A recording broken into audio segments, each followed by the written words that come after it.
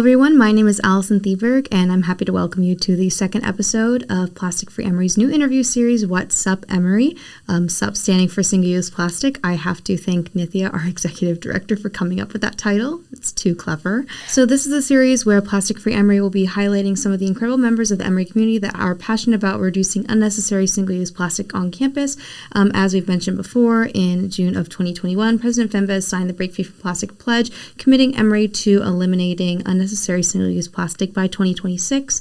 And in this series, we'll be meeting some of the incredible members of the Emory community who are helping us to reach this goal. Today, I am joined by Taylor Spicer. She is the Assistant Director of Emory's Office of Sustainability Initiatives. Today, we'll be discussing the difficulty with reducing plastics on a college campus and the way that OSI is helping to combat those problems. Taylor, thank you for being here. Glad to be here. Thank you for having me. So can you start by giving us an introduction to OSI and your role in particular? Absolutely. So the Office of Sustainability Initiatives has been a formal part of Emory since 2006.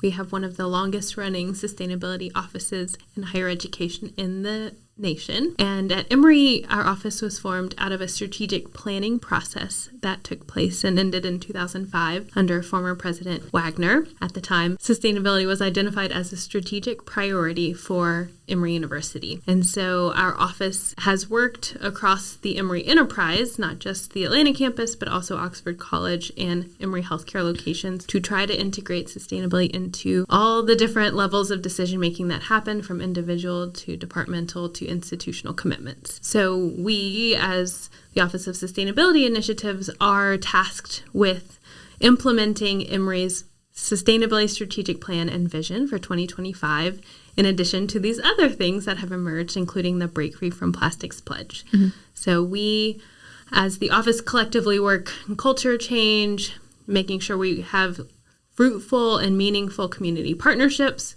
We are working in programming, we are in the classrooms, we are trying to be very present in all ways so that, again, we can make this action happen at different levels and make the sustainability choice the default one. So we are able to develop systems on campus and in Emory healthcare spaces that hopefully make it easier to do things more sustainably. So my role in particular as the assistant director, I still do most of the work with student groups on campus. I also luckily get to teach the Sustainable Food Fair course. So I do work with more of the sustainable food side of our initiative on the Sustainable Food Committee, which is an advisory group, co-manage the farmers market, and then do all sorts of wide-reaching institutional work. So that could look like drafting policies, doing research, proposing new programs, and improving former ones, including like our General Sustainability and Social Justice Incentives Fund, and then just have the wonderful pleasure of getting to help sustainability advocates in whatever way that I can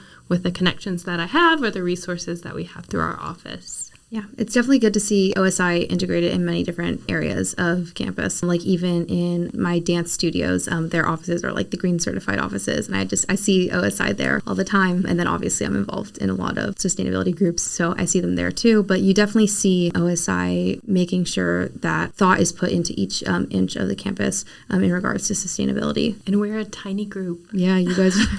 I'm one of 4 full-time staff members. We have 1 part-time garden coordinator, and then each semester we hire somewhere between 6 and 12 undergraduate and graduate students of Emory to work on our team. So that's who's behind all of that. Well, you guys do a lot of work for that many people, and it's very admirable. Well, thank you. So how do you see reduction of single-use plastic playing a role in OSI's initiatives currently? So it is not something new that we've talked about, but it is a challenging problem because of what we'll get into later. But I think the work of Plastic Free Emory has really increased the capacity of sustainability champions on campus, because a lot of these things were brought up in one-off ways, maybe concerns about the vending machines or concerns about what's coming out of Emory dining or concerns of what you're finding at events that you don't control but you want to participate in, and you find styrofoam or other things like that we know individuals in the community have been concerned about overall. And so often when those concerns are brought to the surface, folks turn to our office. Mm-hmm.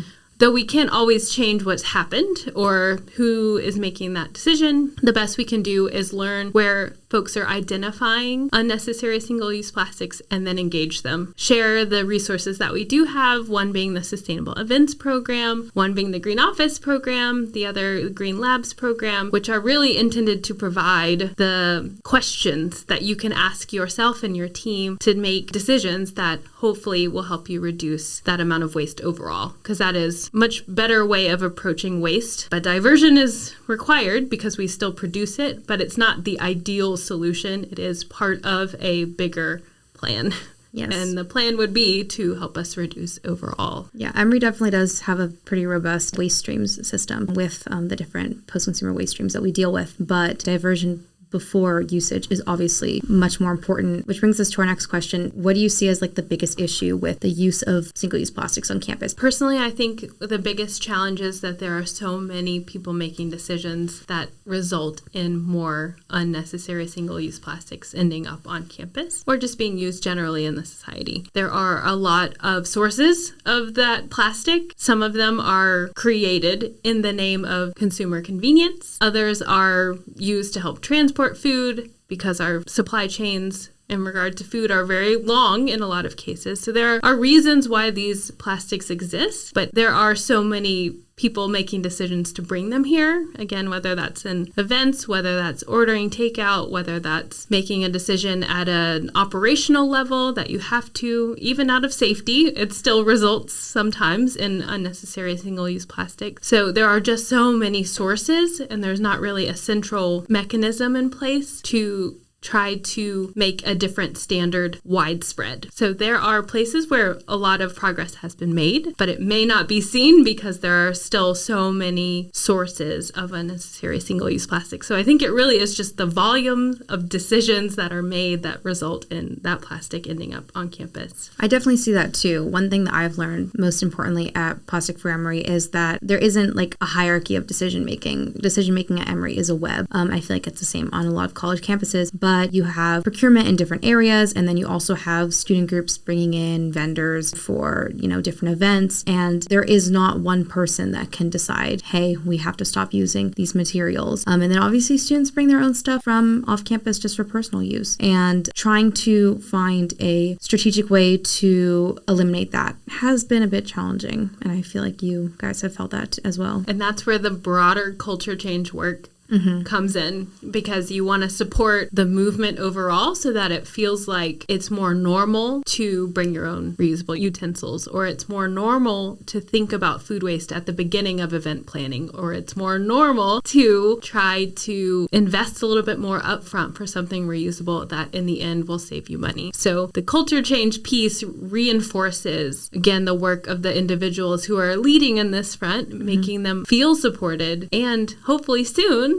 get recognition for the hard work or the difficult choices or just the unpopular choices they might be making in the name of these values in the longer term vision that they have. Yeah, I definitely think culture change, that's something I've thought about a lot, is this would all be a lot easier if each of those people who are leading some form of procurement for items cared about sustainability. Not saying that they don't, but to the level that we're thinking of making these conscious choices. And if we had stewards for the environment in all of these different areas, it would be easier to get work done because we would have a collective understanding of what is better for the environment. So what are some of the initiatives or projects that OSI is working on to reduce plastic pollution? So there have been a few over the years. What comes to mind most was making the waste management system the same everywhere. So before 2018, when you walked on campus, you could move from one building to the next. None of the labels were the same. None of the bins were the same. The streams weren't the same. So it was really difficult, understandably, to figure out waste diversion. And so in 2018, the university invested centrally. So there was central funding for changing all of the bins to be standardized so that when you move from one building to the next, you would know the green is still the compost, the blue is still the recycling, the black is still the landfill. And because we made this change all over campus at one time, there was an amazing response. Not saying it was all positive, but there was a response. There was a moment when everyone pretty much took notice of the fact that waste management at Emory is something you're going to have to figure out because it is everywhere. Exactly. So it became a part of the Emory culture and expectation. And so I think it really opened up more conversations about waste overall. So we were able to tell more of the story of the volumes that we collectively produce, and then follow those volumes to where they end up in our wider community, because it doesn't just go away. So we collectively, again, have that impact on other communities that we need to own up to. And so if we overall can reduce waste because we know of that impact, that was part of the education we were hoping to do through our Follow the Waste campaign. Yeah. So that's something we still actively update. So we do have a new waste vendor this year through an absolutely unique contracting process where we put the values into the contract and brought in a holistic waste management company called Gooder. They are a B Corp, local, Black woman owned, amazing organization on their own. And so we are lucky enough to have them as a partner to be our holistic waste management company. But they need us to show up. Yeah. So we have lost a little bit of momentum since 2018 when we implemented the whole waste management program.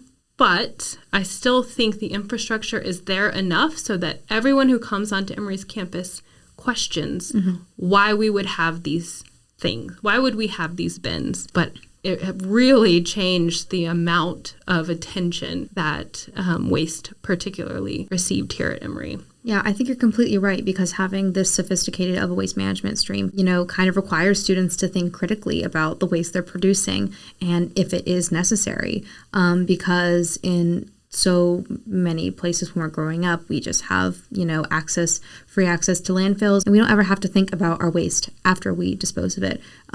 But here you are given the opportunity to think about where your waste is going, because you have to wonder, how am I going to sort this and what can it become? Is it useful, after it gets recycled? So right now, especially in the environmental community, you see this pushback to put the onus and responsibility of waste reduction back onto the producers and distributors of single-use plastic. However, students, especially on a college campus, do have the ability to reduce their plastic use. So how do you think we can bridge together the idea of individual action and institutional change, especially at Emory? Well, so far I would say follow the lead of Plastic Free Emory. Pay attention to what Plastic Free Emory is doing, because in my perception, you approach this work by trying to reduce at the source. Not say that you as the individual, if you just bring your shopping bag, you're going to change the problem. But I think you all have taken the approach of, we can do that individually, but we can also work at a more collective level as an institution to make strategic changes that can, again, make this more sustainable option the default option. So an example would be in Emory dining. You're not going to find plastic bags there, and you haven't been able to find them in quite some time. And that's a procurement choice made by dining because of values of sustainability. But I feel like Plastic Free Emory can educate others on an even deeper level of, yes, you have a paper bag option, but there's still the option to reduce waste overall. And here are what those look like within the systems that exist as they are today. Yeah, and we definitely are very careful with our messaging, because we are sustainability kind of junkies. We all bring our reusable water bottles everywhere. We always have our reusable cutlery with us. But when we're advocating for students to do the same, we are not trying to make it seem like we're putting the blame of this very complicated issue on them. We're more trying to empower them to say, hey, you can make changes on your own, but also we should be working together to advocate for these institutional changes. So looking forward, what do you hope for in the future regarding plastic waste on Emory's campus? Overall, I think I've said it a few times, but I want the default option to be the more sustainable one. I want to see more acceptance of reusable items, and that being in the dining halls, yes, but also at events, accepting that a little bit of extra work may be required, and that's okay. So modeling some of those behaviors at a manageable level. Choose a meeting with folks that will understand what you're trying to do and why. And then hopefully they will take that out from that meeting and will try it in their own spaces. And I want to see more of that peer-to-peer network of supporters. So I'm very much a proponent of the community building aspect of the work that Plastic Free Emory and many others do to make those who care about this work supported. Yeah, I mean, I've only been here for 1 year. This is my first year, but I have felt more and more supported even as the year has gone on, with different departments reaching out for collaboration and different departments acknowledging that we have something to say and we can really do important work on campus. And, just generally moving towards a culture change to realize there are changes that we know we can make, and we're going to try to actually implement those changes on campus. None of us are perfect. So Yeah. giving each other grace and accepting when, maybe those stickers slipped by you. You didn't realize they were made of plastic, but that's okay. And we can educate each other in a level of solidarity, but also understanding that this is hard and it's been made to be intentionally hard. Like you said, it feels like it's being internalized by individuals, but it's not something that we alone can fully address. So, reaching out to each other in kind, caring ways just to educate in the ways that we can all continue to make improvements. Yeah, definitely having the ability to work on a college campus as a community has been a great experience for me. And I'm just curious, how do you think college campuses are uniquely positioned to help imagine a world that is free of unnecessary single-use plastic? So there are a lot of ways in which a fairly distinct community can collectively choose to do things that may not be as easy for a wider community. We tend to know who makes what decisions. We tend to know who we could connect with or partner with for a certain initiative. We tend to know a little bit more of that. It's just clearer, and so the strategy itself can be a little bit more navigable and not quite as overwhelming. But we also have the ability to take more risks and try out more innovative approaches. I'm sure in sustainability at Emory, you might have heard of the water hub. There's a reason it happened at a college campus first, because we were able to take the risk and explore a new partnership. And so the same can be the same for reducing waste.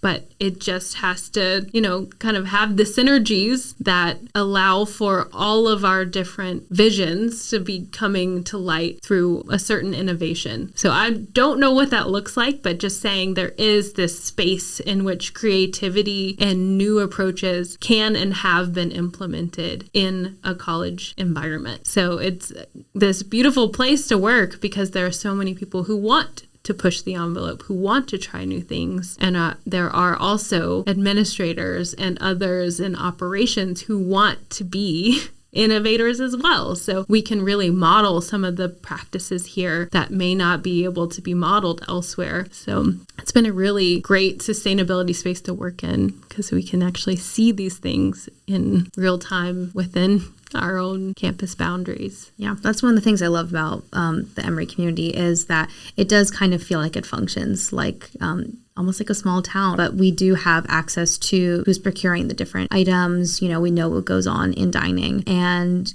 we have people who want to take risks and try to come up with new ways for the campus to be more sustainable, like with the buses. This is almost like a testing area for things that I feel like could even go beyond college boundaries. But it's also great when student activists or others, staff, faculty, identify where we are not leaders and where we can step up and where we can continue to learn from those who have come before us and try to tailor whatever was successful and fit it to our Emory context. I definitely see many different departments wanting to, come to the table with us and talk about different changes they can make. And I guess I wasn't fully expecting that, but I'm very pleasantly surprised that, people understand, hey, no one is completely sustainable. And we have room for improvement, but we want to at least try to make those changes. So that's what I've been very pleased to see on Emory's campus. Well, I think that wraps it up for today. Thank you so much, Taylor, for being here and just discussing with us, OSI's vision for the future in terms of plastic reduction. Thank you, Allison. It's been such a joy. All right, well, thank you for listening to the second episode of What's Up Emory. Please follow us on Instagram at Plastic Free Emory to keep up with all of Plastic Free Emory's initiatives and projects. My name is Allison Thieberg. Have a great day.